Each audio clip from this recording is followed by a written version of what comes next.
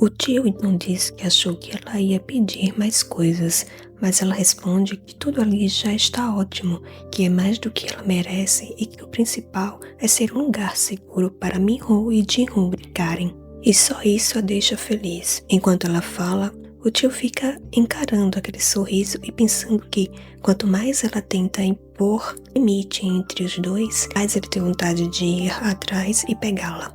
De volta para casa, as caixas da mudança já estão todas prontas e Nayeon só está finalizando os últimos detalhes.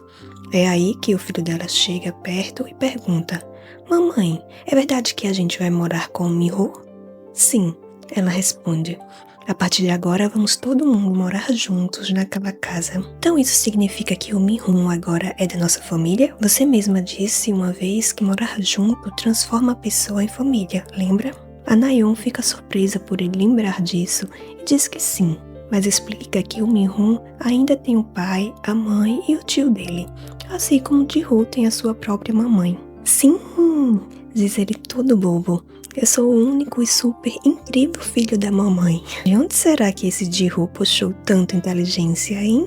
fala ela toda coruja enquanto dá um abraço nele, pensando com nostalgia no quanto ele cresceu rápido. Ela então pede para no dia seguinte ele não sair de perto dela e não tocar em nada perigoso, pois afinal, depois que terminarem tudo, ela vai deixar ele e o Minho brincando e se divertindo à beça. Jinwoo concorda e já avisa que vai pedir para o Minho fazer mais dinossauros para ele. "Bem, já está na hora do lanche. Quer que a mamãe coloque o canudo?"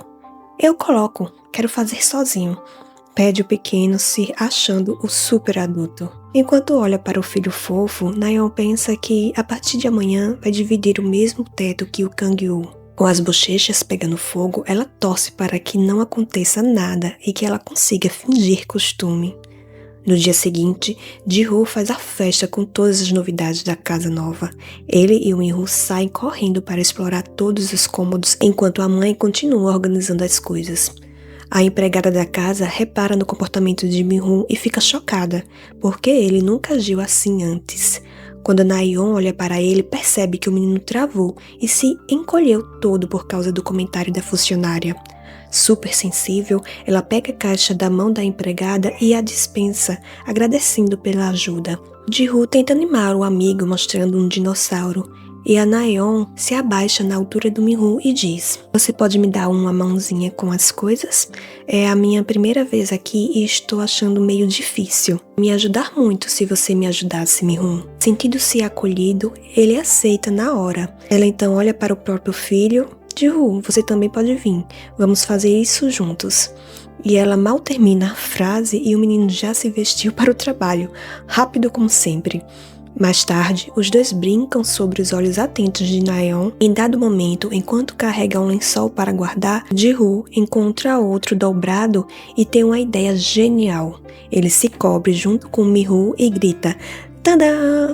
É a nossa base secreta, só nós dois podemos entrar aqui. E aí, curtiu?" "Eu adorei", respondeu Jinwoo, com um sorriso lindo no rosto.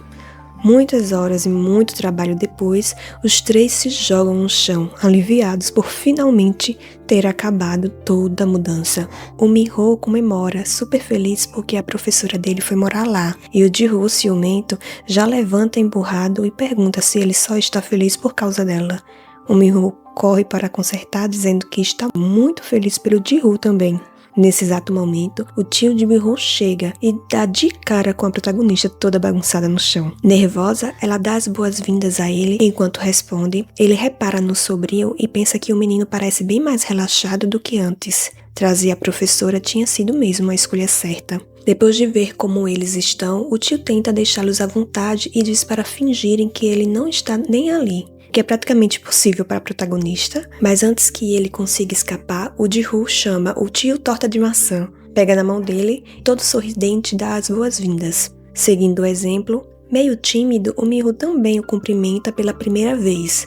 O tio fica em choque por ver o seu sobrinho finalmente falando com ele. A Nayeon fica só observando de longe, e a demora do tio para responder faz Minho achar que ele falou bobeira, mas logo o tio, cheio de carinho, diz que chegou, e fazendo cafuné na cabeça dele agradece. Obrigado, Miho, o que o faz abrir um lindo sorriso. Naeon, então, chama a atenção deles e manda os dois irem para o banho. Ji-Woo nem perde tempo e sai correndo, dizendo que vai ser o primeiro. Miho o segue, deixando seu tio perdido para trás. O tio encara a própria mão, lembrando-se do carinho que acabou de fazer na cabeça do seu fofo sobrinho. Depois do banho, Naeon seca Miho e pergunta se, a partir da manhã, ele quer tomar banho sozinho ou se prefere que ela continue ajudando até ele se acostumar. Ele confirma com a cabeça, provavelmente escolhendo a segunda opção, e nesse momento, Ji-Woo se cansa de esperar e resolve sair correndo do banheiro seguindo por Miho, sem sequer colocar uma roupa. E os dois começam a fazer a bagunça na sala, deixando Naeon desesperada. Enquanto Ji-Woo brinca de imitar um macaco, acaba trombando com o tio, e o coitado, que não tem nenhuma experiência com crianças, vira alvo do Ji-Woo, que acha uma boa ideia transformá-lo em uma árvore e se pendurar nele. Louca da vida, Naeon vem correndo trazendo o pijama e pergunta se o tio pode ajudá-la a vesti-lo. Nosso Ji-Woo, tal deixarmos de ser macaco e virarmos uma pessoa. Está bem? Desse modo você será o filhinho da mamãe. Está bem, responde Ji-Woo, que já não é mais um macaco. Tio Árvore, rápido, me vista. E quando termina, ele comemora por ter completado a missão, sendo recebido com palmas e vivas. Um tempo depois de um dia tão agitado, agora limpos, eles relaxam no sofá macio enquanto Naeon e o tio conversam na cozinha. Obrigada pela ajuda, diz ela. Ultimamente ele tem assistido a um desenho de macaco e agora não para de imitar. Ah, agora que pensei, você desceu aqui porque queria algo? Sim, o meu chá acabou e eu ia até a casa principal pegar mais. Entendo.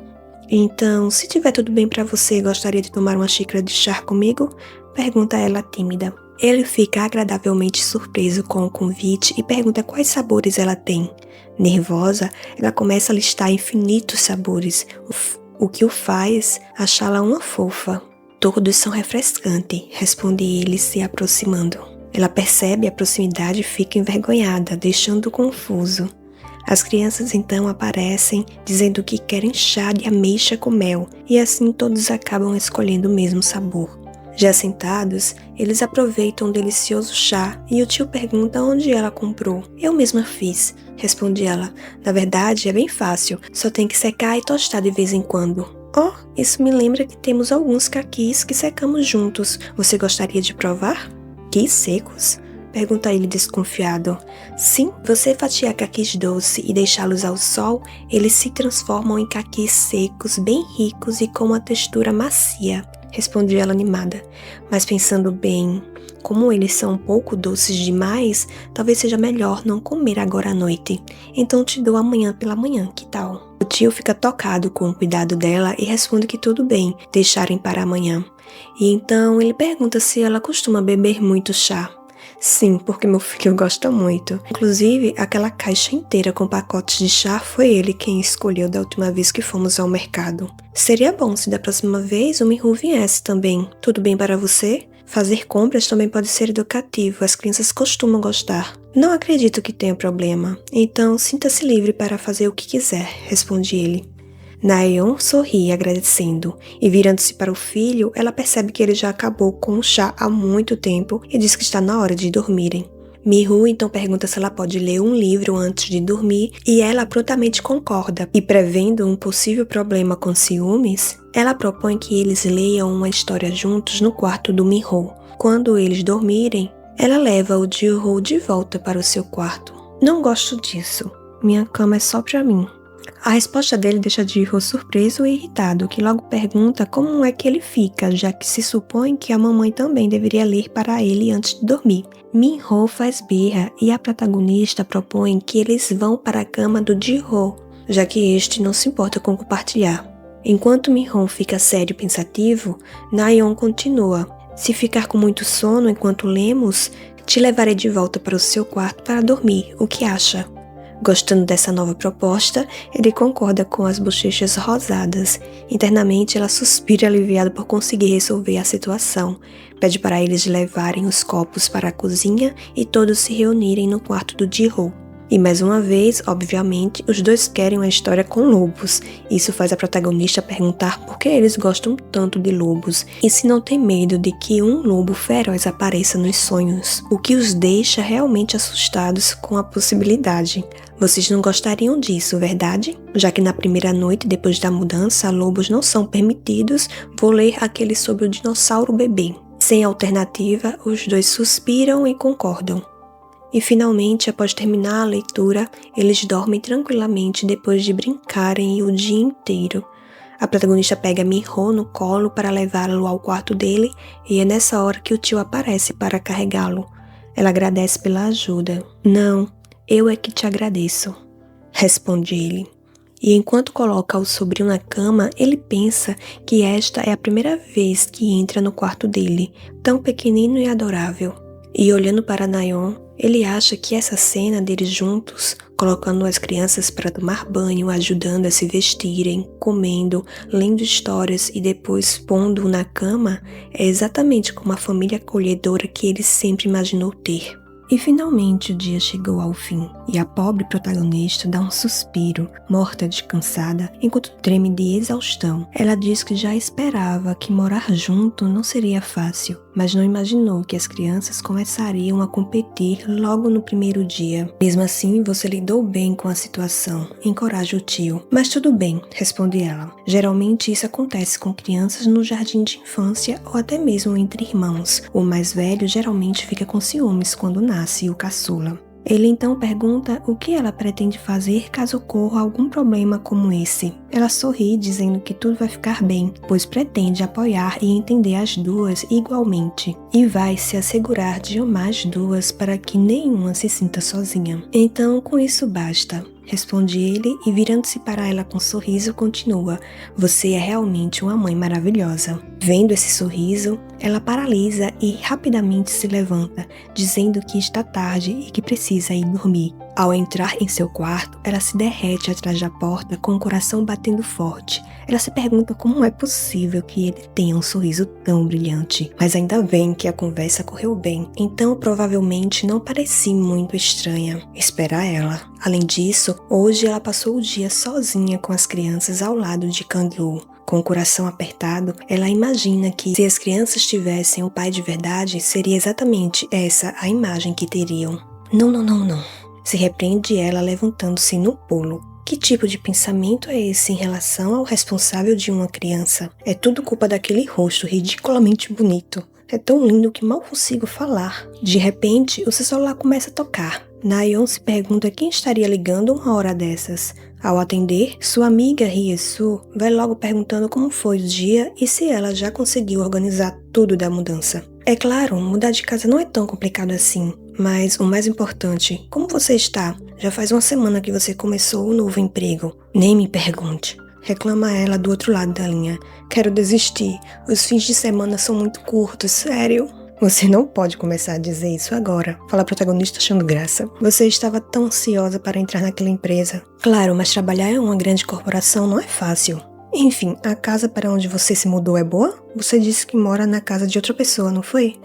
Sim, diz ela enquanto brinca com um urso de pelúcia. Existe um anexo separado, então está tudo bem. Eu e as crianças moramos no primeiro andar. Os espaços são completamente isolados. Primeiro andar? Então, quem mora no segundo andar?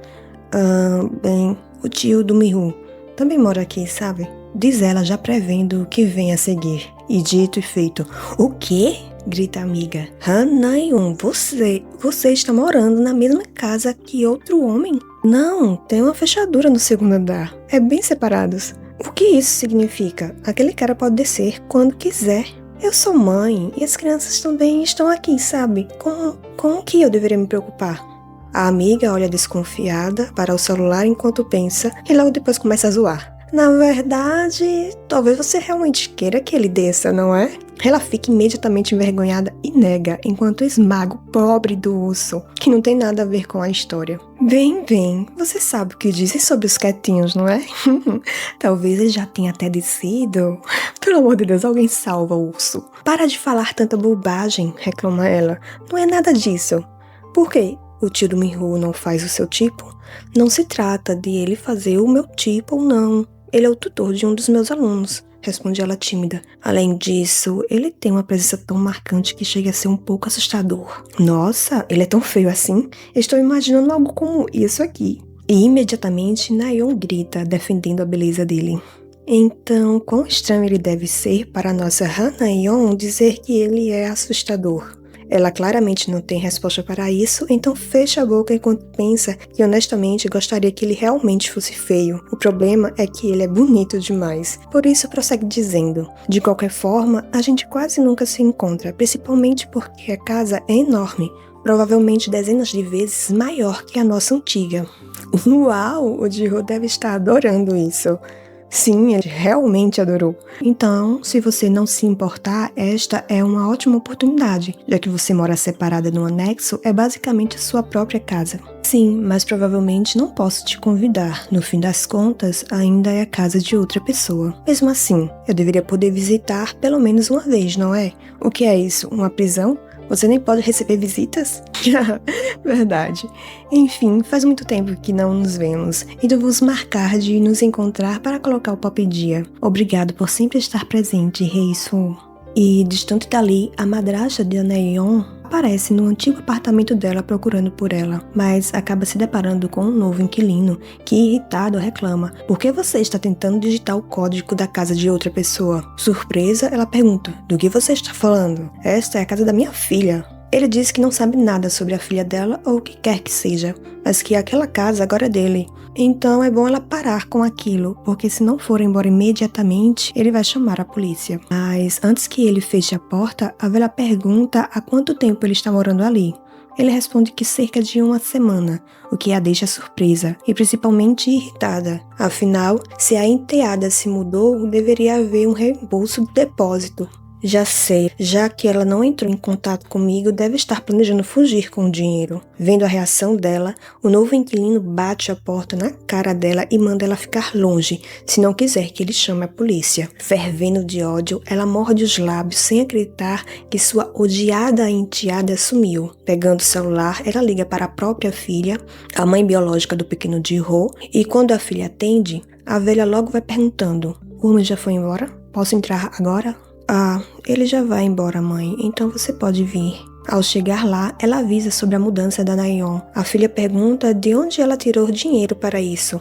Exatamente, de onde foi que ela tirou dinheiro para se mudar. Ela pegou o depósito e fugiu para algum lugar. Enquanto isso, eu preciso ficar aturando o humor da minha irmã mais velha só para conseguir sair de casa. Por que você está fazendo tanto alarde por causa desse depósito? Simplesmente deixe isso para lá.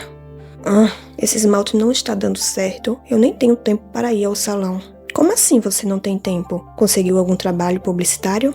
Sim, fechei o anúncio. Oh, meu Deus! Exclama a senhora. Faz tanto tempo, aquele homem de antes estava aqui a trabalho? Devo sair mais vezes para não incomodar vocês dois, hein? Por que você está fazendo tanto alarde? Está devendo dinheiro de novo? Bem, a minha fatura do cartão de crédito está um pouco apertada este mês. O quê? Eu acabei de te dar dinheiro não faz muito tempo. O que serve aquela quantia mínima? Você tem dinheiro para produtos de luxo, mas nenhum centavo a mais para sua própria mãe? Você acha que eu comprei isso? Foi tudo presente. A velha então puxa o braço dela, dizendo para irem vender pelo menos uma ou duas dessas joias. E as duas ficam lá, batendo boca sobre vender ou não as joias para gastar com seja lá o que for. E assim, outro dia chega. A protagonista olha para as chamadas recusadas e as mensagens enviadas pela velha que ela insiste em chamar de mãe. Ei, você se mudou? O que há de errado com você? Onde você está? Me responda! E onde está o depósito? Responda-me, ande! Olhando para aquilo, ela pensa que a megera finalmente descobriu a mudança, mas se disser onde está morando, ela definitivamente vai aparecer para fazer escândalo. Ela se pergunta o que deve fazer para que a madrasta não interfira mais na vida deles. Como uma mulher está sempre atrás de dinheiro, pensando bem, ela tem uma ideia que talvez funcione para mantê-la afastada. Nesse momento, a diretora aparece chamando por ela. Enquanto Nayeon vai ao seu encontro, pensa que com esse plano tudo deve ficar calmo por um tempo.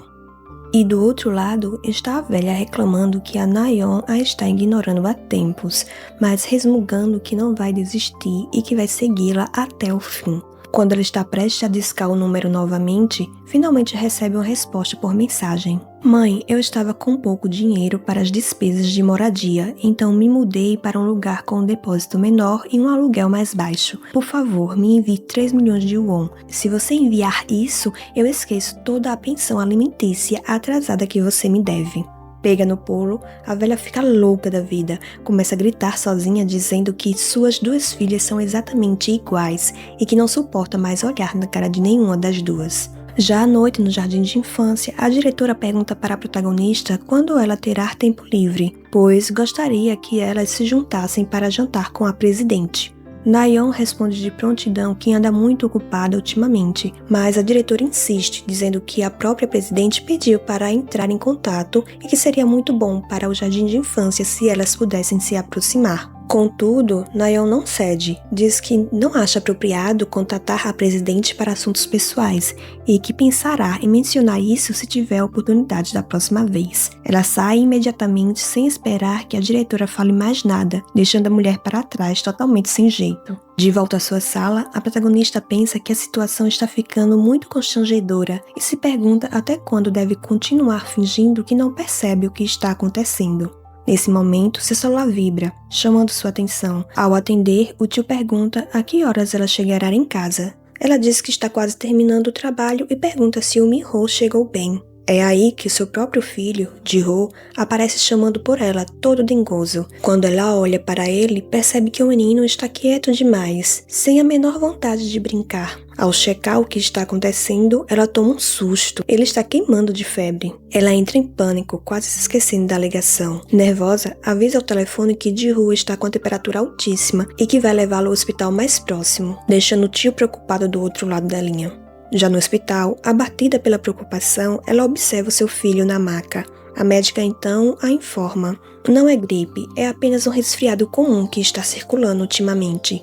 As amígdalas estão bastante inchadas, mas após a medicação e assim que a febre baixar, você poderá levá-lo para casa. Além disso, é muito contagioso, então certifique-se de que ele fique bem em casa descansando. Preocupada a ponto de perder a razão, Na-yeon pergunta: tem alguma chance de piorar? Quando ele era bebê, costumava ficar bastante doente.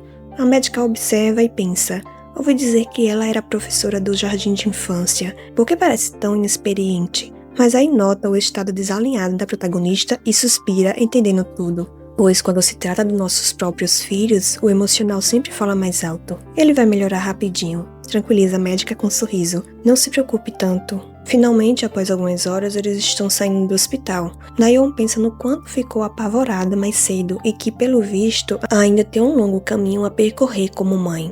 É então que Kang-woo aparece correndo, chamando por ela, todo desgrenhado e esbaforido. Como está a febre dele? Pergunta tenso. Ela se surpreende com a presença dele ali. Como foi que você me encontrou? Eu vi a mensagem que você enviou antes e vim direto para cá. Ela nem sequer se lembrava de ter mandado a mensagem. Sem jeito, responde: não é nada sério. Disseram que é apenas um resfriado que está pegando todo mundo. O médico disse que ele vai melhorar se descansar por uns dias. E ele já foi medicado também. Ao presenciar o desespero dele, ela se pega pensando: por que ver Kang-woo correr tão preocupado como se Ji-ho fosse seu próprio filho a deixou tão incrivelmente aliviada? Ao chegarem em casa, porém, Na-yeon se depara com a presidente esperando por ela na porta com uma expressão nada amigável. A mulher vai direto ao ponto com um tom acusatório. Como é que você está cuidando das crianças? Na-yeon fica sem entender, mas ao olhar para Min-ho percebe que o pequeno também está esfriado e se assusta. Eu não percebi. Como ele saiu mais cedo hoje, naquele momento ele ainda estava bem. A presidente, no entanto, continua. Se o seu filho também está resfriado, será que o nosso Min-ho não pegou do Ji-ho? A protagonista a encara em silêncio por um momento, mas logo responde com aparente tranquilidade. Na verdade, como ambos apresentaram sintomas ao mesmo tempo, é provável que tenham contraído a doença quase simultaneamente. Ainda armada, a presidente rebate: eu a trouxe aqui para cuidar dele e agora a criança está doente. Esse é o problema de ir para a creche. O Min-ho já é frágil, o estado dele pode piorar ainda mais. Ao ouvir aquelas palavras, a protagonista percebe que são exatamente as mesmas preocupações que ela própria tinha dito à médica minutos atrás. A presidente estava sentindo o mesmo pânico que ela. Com empatia, ela responde: você deve ter ficado preocupada. O que você quer dizer? A presidente pisca, desarmada. Mesmo tendo visto o Ji-Hoo ficar doente muitas vezes, eu ainda não sei o que fazer quando isso acontece, diz Na-yeon mansa. Peço desculpas se pareceu que eu estava sendo descuidada. O corpo das crianças é frágil, mas dizem que é assim que eles aprendem a se recuperar. Um passo de cada vez. Com corpos tão pequenos, eles são tão corajosos, não acha? Pode parecer bobagem, mas conforme passo por isso, acho que estou aprendendo a ficar bem junto com eles. Em pensamento, ela reflete. No fim, todos se sentem da mesma forma quando se trata de se preocupar com a família. Ao ouvir isso, a presidente se acalma visivelmente. O clima pesado se desfaz. O Ji-Hoo está melhor? Pergunta ela com um tom mais brando. Sim, no hospital disseram que ele ficará bem. Vou ficar de olho nele por alguns dias. Você não deveria ir a um hospital maior para um check-up adequado? Como confiar no que um médico de uma pequena clínica local diz? De repente, um estômago ronca incrivelmente alto. As duas olham desconfiada para Kang-woo, que fica visivelmente vermelho. Não foi eu, defende-se ele. Ao olharem para baixo, as duas crianças com as bochechas vermelhas e os narizes escorrendo estão segurando as barriguinhas, resmungando em coro. A gente está com fome. E isso faz o total sentido, pois já passaram das 8 horas da noite e eles estão há muito tempo sem comer. Por isso, a protagonista vira-se para Mi-ho perguntando se ele estava esperando pelo Ji-Hoo para comer e diz que o jantar logo ficará pronto. Por isso, ele só precisa esperar mais um pouquinho. A presidente, observando a interação, percebe que o neto falou com a professora de forma super tranquila e natural e fica pensativa. Na cozinha, Ji-Hoo, sempre proativo, tenta ele mesmo colocar o babador sem querer esperar pela ajuda da mãe. Obviamente não dá muito certo, mas mesmo assim ele comemora, muito orgulhoso de si mesmo. Enquanto isso, Mi-ho observa impressionado os variados pratos com legumes em cima da mesa. Notando que só havia vegetais ali, a avó estranha e pergunta: crianças não deveriam comer coisas como carne? Por que só tem isso? Estou alimentando-os em uma ordem específica para ajudá-los a absorver melhor os nutrientes, explica Na-yeon. Uma ordem? Sim, primeiro vêm os vegetais, depois as proteínas e finalmente os carboidratos. A ordem é realmente tão importante assim? Não é suficiente apenas comer uma refeição balanceada? Pergunta a avó, enquanto Ji-Hoo come feliz da vida a sua cenoura. E Mi-ho sofre, pois odeia elas. Eu te entendo perfeitamente, Mi-ho. Força, guerreiro. A protagonista então responde paciente. A tendência atualmente é ter um pouco mais de cuidado com a alimentação dos pequenos. Como a senhora disse, presidente, comer uma variedade de alimentos é ótimo, mas a ordem também importa. Além disso, é melhor para as crianças pequenas consumirem refeições com baixo teor de sódio e açúcar. Acredito que esse seja o jeito certo, por isso preparo a comida deles assim. A presidente ouve atentamente e pergunta se ela os alimenta dessa forma desde que se mudou. Na-yeon confirma que sim, e enquanto elas conversam, os dois meninos continuam limpando o prato de legumes que, segundo Ji-Hoo, estão deliciosos. A protagonista então pergunta se eles já terminaram para ela poder trazer a carne. Enquanto isso, a presidente reflete internamente que ela não tinha a menor ideia sobre essa forma de alimentação, afinal já faz mais de 30 anos que ela não cuida de uma criança pequena. Virando-se para o seu filho, ela pergunta se ele já jantou no escritório e ele responde que não. O seu pai está esperando, a família deve comer junta. E quando ela diz a palavra família, os olhos de Kang-woo se voltam para a cena feliz e calorosa na mesa, questionando o verdadeiro significado daquela palavra. Sentindo-se deslocado daquele lugar tão iluminado, ele vai embora sem se despedir. E assim que ele sai, a protagonista sente a falta dele, deixando no ar uma sensação de harmonia incompleta. Já na mesa de jantar com os pais, apesar de a cena ser muito mais opulenta e luxuosa, a atmosfera é fria, o oposto do momento anterior. O pai de Kang-woo pergunta para a esposa se aconteceu alguma coisa no escritório para que ela tenha chegado tão tarde. Ela responde seca que apenas passou no anexo antes. Enquanto isso, Kang-woo lembra-se do que Na-yeon falou sobre a ordem dos alimentos. Começa a comer exatamente daquela forma, primeiro os vegetais, depois as proteínas e por fim o carboidrato. É então que ele olha seriamente para a mãe e questiona: por que a senhora estava interferindo nos cuidados com Mi-ho? O nosso combinado era que deixasse isso totalmente com a professora. Ela para de comer e responde: eu estava apenas preocupada, já que o meu neto está doente. Você está agindo de forma estranha hoje. Interfere o pai com um tom crítico. Fica suspirando na mesa de jantar. Aconteceu alguma coisa no escritório? O trabalho está bem, igual a sempre. Você já sabe disso, já que eu lhe dou relatórios diariamente.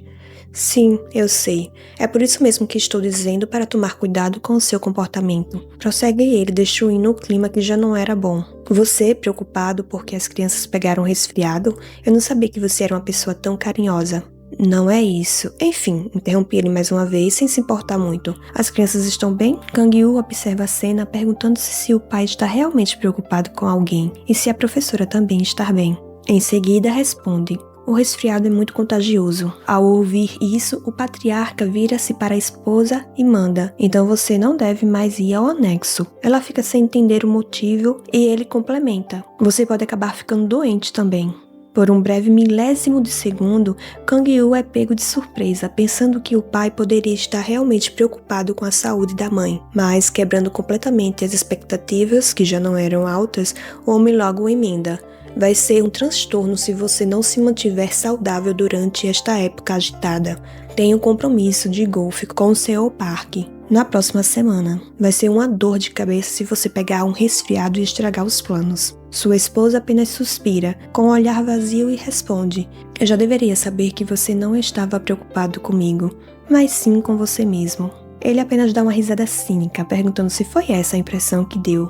Enquanto isso, Kang-yu continua a comer em silêncio, pensando: é claro, não há a menor possibilidade de ele se preocupar de verdade com a mãe. Egoísmo e indiferença são as únicas coisas que essa família tem em comum. Após o jantar, ele caminha de volta para o anexo, soltando um suspiro profundo, sentindo que ali as coisas são completamente diferentes. Ele se lembra do sorriso acolhedor da Na-yeon, dos momentos leves com as crianças. Isso é estranho, pensa ele. As pessoas aqui deveriam estar infelizes. Meu sobrinho foi praticamente abandonado pelos pais. E essa mulher é uma mãe solo que carrega tantas responsabilidades sozinha. Mas por que sempre que ela está com as crianças, começa a sentir que este é um lugar mais feliz do mundo? Ao entrar em casa, ele se depara com ela dormindo sentada no sofá. Deduz que ela deve ter adormecido ali de exaustão após colocar os meninos na cama.